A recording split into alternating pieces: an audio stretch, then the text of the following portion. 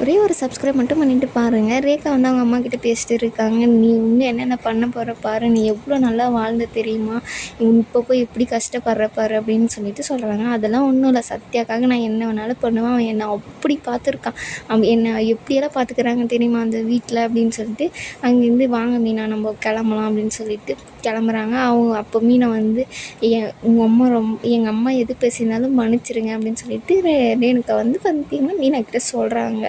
அதெல்லாம் ஒன்றும் இல்லை, எனக்கு என் சிஸ்டர்ஸ் யாரும் இல்லை, நீங்கள் அந்த மாதிரி பார்த்துக்கிறீங்க, உங்கள் தம்பியும் என்னை நல்லா பார்த்துக்கிறாங்க, உங்கள் அம்மா என்னை அதை விட ரொம்ப நல்லா பார்த்துக்கிறாங்க அப்படின்னு சொல்லிட்டு சரி வாங்க போகலான்ட்டு அங்கேருந்து கிளம்பிடுறாங்க. அவங்க அம்மாவும் இது எத்தனை நாளைக்கு பார்க்கலாம் அப்படின்ற மாதிரி அவங்க ஓரமாக நின்று பார்த்துட்டு இருக்காங்க. அதுக்கப்புறம் பார்த்திங்கன்னா விஜயா வந்து மனோஜை பார்க்கலான்னு சொல்லிட்டு வராங்க. மனோஜ் வந்து பார்த்திங்கன்னா எல்லாருக்கிட்டையும் நின்று பேசிகிட்டு இருக்காங்க. இருக்கீங்க வேலை செய்யணும், ஃபஸ்ட் போய் வேலை செய்யுங்க போங்க அப்படின்னு சொல்லிட்டு விஜயா வந்தோடனே எல்லாருமே அதட்டி விட்டுறாங்க. அவங்களும் போயிடறாங்க. மனோஜ் அவங்க அம்மா உட்காந்து பேசிட்டு இருக்காங்க. உண்மையாக மரியாதையாக சொல்லிடுவோம், பார்வை சரியில்லை, இப்போ நான் வந்து அந்த லாயர்கிட்ட போய் வந்திருக்கேன், அவங்களும் என்னை வந்து இந்த கேஸில் ஒன்றுமே பண்ண முடியாது, வருஷ கணக்கில் இழுக்கும், உனக்கு எப்போ நான் கல்யாணம் பண்ணுறது அப்படின்ற மாதிரி வந்து பேசிட்டு இருக்காங்க. நான் ஒன்றுமே பண்ணலம்மா சத்தியம்மா அப்படின்ற மாதிரி மொழியிலே தெரியுது, நீ சொல்லிடு உண்மையாக சொல்லிடு அப்படின்றாங்க. அப்படி இப்படி தலையாட்டுறாங்க மாடு மாதிரி. என்னடா மாடு மாதிரி தலையாட்டுற, இதனா ஒன்று சொல்கிற, இல்லைம்மா நாங்களாம் ஒன்றுமே பண்ணலம்மா அப்படின்றாங்க. டேய் சட்டத்துக்கு முன்னாடி ஒன்றுமே பண்ண முடியாது, அது என்னவோ ஏபிசிடியா, அது ஏபிசிடி இல்லைம்மா டிஎன்ஏம்மா, அது பாரு உனக்கே தெரிஞ்சிருக்கு, மாட்டிக்கினேன்னு ஜெயிலில் போட்டுருவாங்களாம், ஒன்றுமே பண்ண முடியாத, தப்பு பண்ணவங்களுக்கு தண்டனை உண்டு அப்படின்ற மாதிரி சொல்கிறாங்க. நான் ஒன்றுமே பண்ணலாமா அப்படின்னு சொல்கிறாங்க. சரி நீ ரோஹிணிக்கிட்ட போய் பேசு. நான் போய் அவகிட்ட நம்ம பேசுகிறது அப்படின்னோடனே நீ பேசி தான் ஆகணும், அவளை இந்த இதுக்கு சம்மந்தப்படுத்தி தான் நீ ஆகணும், டைவர்ஸை நீ வாங்கியே ஆகணும் அப்படின்ற மாதிரி பார்த்திங்கன்னா சொல்கிறாங்க. சரிம்மா அப்படின்னு சொல்லிட்டு அவங்களும் அங்கேருந்து போயிடுறாங்க. நைட்டு பார்த்திங்கன்னா நம்ம ஸ்ருதி ரவி எல்லாம் உட்காந்து பேசிட்டு இருக்காங்க. முத்து மீனா வந்து கேட்குறாங்க, இந்த வீட்டில் உங்களுக்கு எல்லாமே பிடிச்சிருக்கா, நீங்கள் ஃபஸ்ட்டு நீங்கள் பெரிய வீட்டிலேருந்து வந்தீங்க, இந்த வீட்டில் நீங்கள் அட்ஜஸ்ட் பண்ணி இருக்கிறதுக்கு என்ன காரணம் அப்படின்னோடனே எல்லாத்துக்குமே ரவி தான் காரணம், எனக்கு பிடிச்ச பையன் அவன், எனக்கு பிடிச்ச பையனுக்காக என்ன வேணாலும் பண்ணலாம்.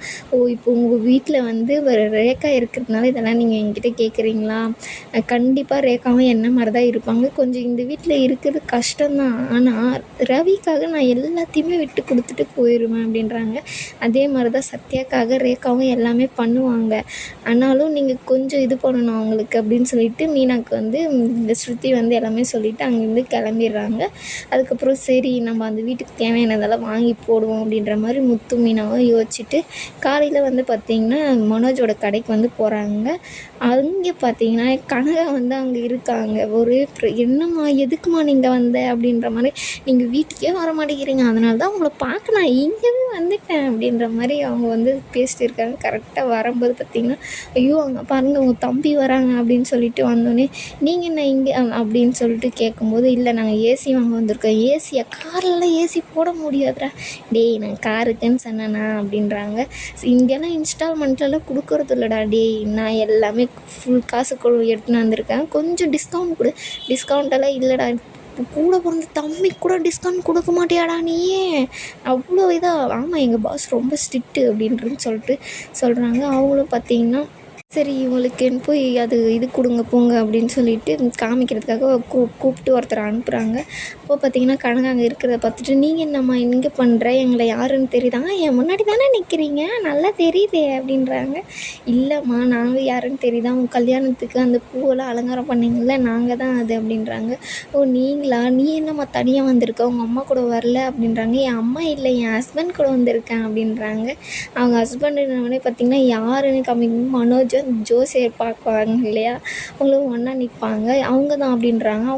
அவங்க தான் சொன்னோடனே பார்த்தீங்கன்னா மனோஜை போய் என்னடா அந்த பொண்ணு உன்னே கை காமிக்குது, நான் இல்லைடா இவர் தான்டா அவன் ஹஸ்பண்டு அப்படின்னு சொல்லிட்டு அதுலேயும் ஒரு பொய் சொல்லிடுறாரு மனோஜி. அப்புறம் பார்த்திங்கன்னா நான் தாங்க நானே தான் அப்படின்ற மாதிரி அந்த ஜோசியக்கார் வந்து சொல்லுவார். கனகா வாமா போகலாம் அப்படின்றாங்க. நான் என் ஹஸ்பண்ட் நீ தான் வரணும் அப்படின்னு சொல்கிறாங்க. அப்புறம் மனோஜும் பின்னாடியே போவாங்க. முத்து வந்து அங்கே அந்த அந்த பக்கம் அமுச்சிட்டு இருப்பாங்க, இவங்களுக்கு ஏசி காமிங்க அப்படின்னு சொல்லிட்டு.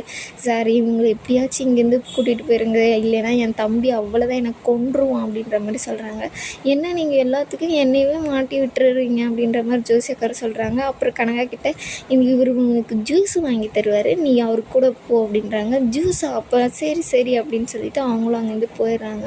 மனோஜும் பார்த்திங்கன்னா அப்பாடா தப்பிச்சோம் அப்படின்ற மாதிரி போவாங்க. எங்கடா அந்த பொண்ணு, அவங்க ஹஸ்பண்ட் கூட போயிருச்சுடா அது அப்படின்னு சொல்லிட்டு சொல்கிறாங்க. சரி ஏசி எங்க, எவ்வளோ காசு, என்ன, எங்கே மாட்டுறதுன்னெல்லாம் சொல்லிவிட்டு அட்ரஸ் கொடுத்துட்டு போடா அப்படின்வாங்க. அட்ரஸா? நான் இப்போவே எடுத்துகிட்டு போகிறேன்டா அப்படின்னு சொல்லிட்டு அங்கேருந்து எடுத்துகிட்டு போயிடுவாங்க. மீனாவோட வீட்டுக்கு போனோடனே அத்தை அம்மா வாங்க அப்படின்ற மாதிரி எல்லோரும் கூப்பிடும்போது பார்த்திங்கன்னா எல்லோரும் வராங்க. ஏசி வாங்கியிருக்கோம் அந்த ரூமில் மாட்டுறதுக்கு அப்படின்னு சொல்கிறாங்க. முத்துவும் மீனாவும் சிரிக்கிறாங்க. ஆனால் சத்யா மூஞ்சில் ஒரு இதாக இல்லை. இதோடு இந்த எபிசோடு முடிஞ்சிச்சு.